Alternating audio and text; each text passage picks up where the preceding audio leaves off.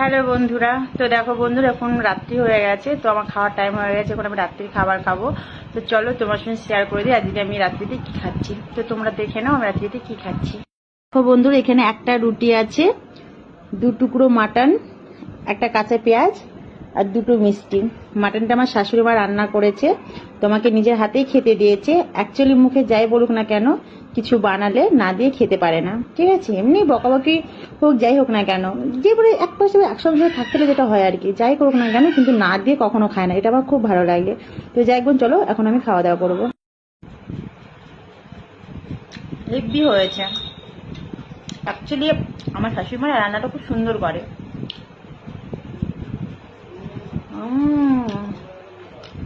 Mutton তোমরা খাবে? এসো।